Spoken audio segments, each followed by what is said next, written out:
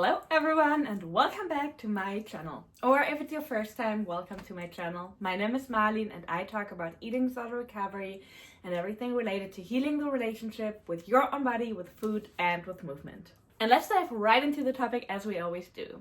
There's a certain sentence that I heard from a lot of my different clients recently, and whenever I hear a concern or like a thought from a lot of different clients, it's oftentimes a sign that the eating disorder is speaking, because there's no way that all of those clients have the same thought and it's not the eating disorder.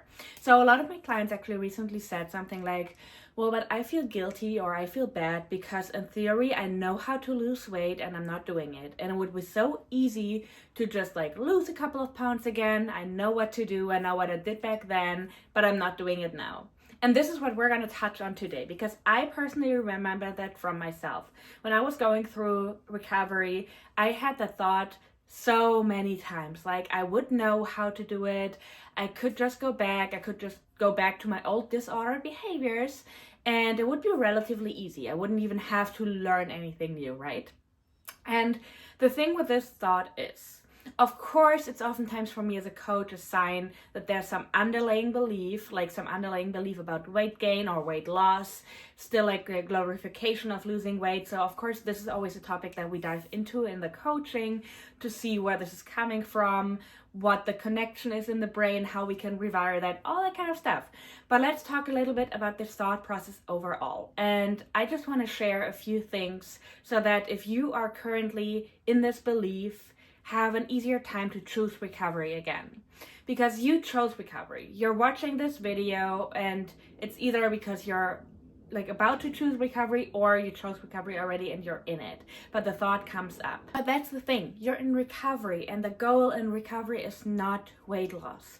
The goal in recovery is to recover from your eating disorder and to find a healthy, balanced relationship again with your body and with food. And in order to do so, you have to go through recovery and you have to listen to your physical and mental hunger, and you have to rest and do all this rewiring and all this mindset work. But this is what recovery is for. The goal of recovery is not weight loss. And if you are in recovery from an eating disorder where you hope you might actually lose weight through recovery and that's why you're doing it, or if you're holding on to the belief that maybe after recovery your body will lose weight naturally again, it is understandable, but it shouldn't be the case, because recovery is not there for weight loss. Recovery is there for your healing, in order to heal your relationship with your body, with food, with movement, with like in order to live a happier and like more spontaneous life. That is what recovery is for. So weight loss is not the goal of recovery.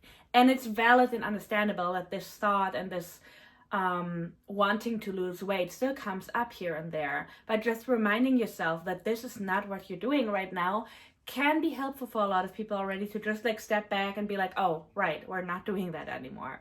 And also, just because you know how something works doesn't mean that it's right, and it definitely does not mean that you should do it. Just as somebody who's in recovery from an addiction, for instance, yes, they would know how to, get certain things or how to use certain things. But that's not what recovery is for. Just because you know it doesn't mean that you have to follow it.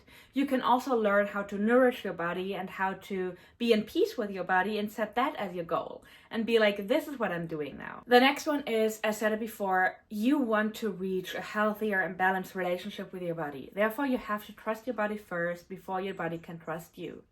And the reason why it is so important to trust your body is because your body knows what it needs. If your body is sending you all those hunger cues, it is because it needs energy, especially in recovery where we need so much energy, but also outside of that. I'm a person, I have a lot of hunger cues, I do eat a lot of food, I do need a lot of carbs, and I know that now. But my body is also showing me, if I for whatever reason didn't eat enough carbs, in the afternoon I'm going to crash, I'm going to be super tired, and I need a snack, and afterwards I'm going to feel better. My body clearly knows what's best for me. But there was a long time in recovery where I didn't believe that, where I didn't believe that I would ever have normal hunger cues again, or that my body would like trust me back, that I didn't even know if I could trust my body. So that is part of recovery for many, many people.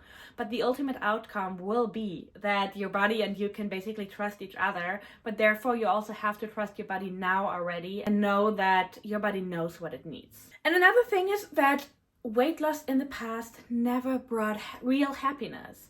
You might know this dopamine high or like those little moments where the eating disorder was satisfied. But you're also now in recovery and you know that the eating disorder is not you and it's not what defines you. So I think even though you might miss your eating disorder sometimes, which honestly is super common, we just don't talk about it enough in eating disorder recovery, deep down you know that it never brought true happiness, because that's probably one of the reasons why you're here now, why you're watching this video, because you know life with an eating disorder is not truly living your life fully. Life with an eating disorder is definitely not comparable to the free life that you have if you recover from an eating disorder. This never brought you true happiness.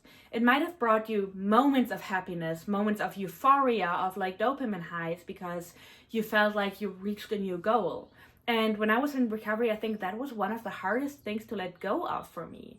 This routine, and there were those like dopamine highs at the end of the day when I knew I had my whole routine done and I had walked a lot and counted everything, and now I know, okay, this is what I can allow myself and this is what I can eat, and I was getting like super euphoric about it.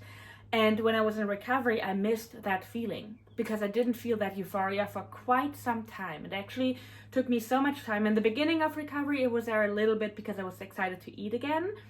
And then over time, this fades, the honeymoon phase of recovery goes away, and things start to become a little bit more normal, but there was also oftentimes harder. So it really took me quite some time to feel that dopamine high and that euphoria in healthier ways, outside of eating, for instance. Or like sometimes I still feel it if I'm like looking forward to like a certain food or restaurant or whatever. I'm like excited, but it's never like that extreme. And I feel euphoria in so many other like parts of my life right now that I like never even focused on when I had an eating disorder. And the other thing is, I know this is something that can be very hard to believe, but it is just true. Weight doesn't define you, and weight doesn't define your worth. So just because you know how to lose weight again does not mean that this makes you a better person, that it makes you more disciplined, or whatever the eating disorder is telling you. In fact, it actually makes you more disciplined if you stick with recovery, because recovery is really, really hard. And you all know that. Everyone who's ever been through recovery or who's currently in recovery or who gave it a try in the past knows how hard recovery is. But it is also so worth it. So yes, going back to your eating disorder might feel like the easy fix right now, or might be even like, you know, the easier way or the better way, but I can promise you it's not. And I'm speaking from experience. You deserve nourishment and joy. And I know that there's a lot of people out there who are watching these videos and who are battling with other stuff too, not quote unquote only the eating disorder. Oftentimes depression plays a big role. Oftentimes people have certain traumas, very low self-esteem, whatever it is. It can be hard to believe that, but you do deserve nourishment and you do deserve joy. Every person, every human being on this earth deserves joy. And I know that unfortunately a lot of you guys have had certain experiences that make it harder for them to believe that, but it is true. And like reminding yourself of that, even if you don't believe it 100% yet, could be a little extra help. It's not gonna fix everything, but remind yourself that you deserve that just as much as everyone else on this earth. And also something that we sometimes forget in eating disorder recovery is your healing is so much more than just eating. So yes, the eating part might feel like the hardest because oftentimes body image, extreme hunger, those are the things that feel the hardest in recovery, and it's absolutely valid. But there's also so much more in recovery. And a lot of people who are going through recovery know that. They might have to deal with certain emotions all of a sudden, or like certain things might come up that they never thought would be a problem, but now they see that it is, and we're working on it. So eating alone is never like enough. Your healing is so much more than just eating, and therewith not eating anymore will actually also not fix anything because we're already working on all the other parts. So why go back now and like take a step back? And also like your future self will thank you. I know that for some people it is really, really hard to just like even connect with your future self or to even like think about that. And some people are like so desperate that they don't even, you know, that they aren't even able to think about the future, and that is valid. But I just can speak from experience. I am so proud of myself and so grateful that I've gone through this. And I'm not saying that because I'm special or anything like this, not at all. In fact, I'm a person that is really has a really hard time to say that I'm proud of myself. But with this, I am, just because I'm so grateful for my younger self, because I know how much she was struggling and I know how hard it was. And I'm just so grateful that she still chose recovery, because otherwise I wouldn't be here, I wouldn't do this work, I wouldn't talk about this, and I wouldn't be able to live my life the way I do now. This is all because of my younger self. And so sometimes reminding yourself that there's a version in the future of yourself that will be so grateful and so proud and so empowered and so much stronger and freer. And like, I'm really passionate about this because I'm just so happy that I chose this path. Last reason is something that I also had to remind myself of constantly. Guilt doesn't mean you're doing anything wrong. Guilt does only mean that the eating disorder is still there. Whenever I felt guilty about gaining weight, about eating food, about resting, I reminded myself, this guilt, in this case, is not my moral compass. This guilt is showing me that my eating disorder is still around, but also that I'm letting go. Because actually, guilt from the eating disorder is a good thing, because it shows that you are working against the eating disorder. So it feels very uncomfortable in the moment, of course, because again, like, you're going against the eating disorder, it makes you feel guilty. But if you can like step back and detach from the eating disorder a little bit, it's actually a good thing, because it shows you I'm doing the right thing. I'm working against my eating disorder. So the more guilt you feel in the beginning, the more it shows you, okay, my eating disorder is not in charge anymore. It tries to make me feel guilty to go back, but I'm not gonna do it. And again, I am a big fan of like your intuition, of your gut feeling, of all these things. But when it comes to the eating disorder, it's also super important to separate those two and to not be like, oh, this is my gut feeling. So, no pun intended, by the way. This is my gut feeling, so I should feel guilty. No, this is your eating disorder. And we're gonna work on your intuition and on the real and healthy intuition in the coaching, or you can work on it on your own with a therapist, whatever you choose to do. I normally advise people to like work with a therapist or with anyone that they feel safe with, just because it can be so hard to like distinguish between the eating disorder and your real self when you're still in it. And sometimes it's like really helpful to have somebody from the outside looking at it. And again, that can just be a therapist. That's perfectly fine, but sometimes we need this outside perspective.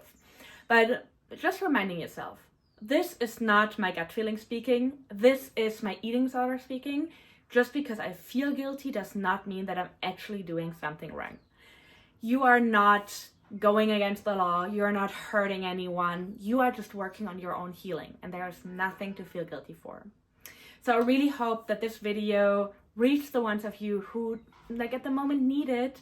I hope it helped you to like focus a little bit more on recovery, because I remember when I was in my recovery and I had like those nights where I was doubting everything, where I couldn't sleep, where I was overthinking and didn't know if I wanted to go through with recovery. What I did was watching YouTube videos. I watched some creators that talked about being recovered and about how hard recovery was, but that they still did it. And that's what kept me on track. So I'm trying to be that person for you guys. Somebody recently called me the internet old sister that they never had, and I'm proud to take that name.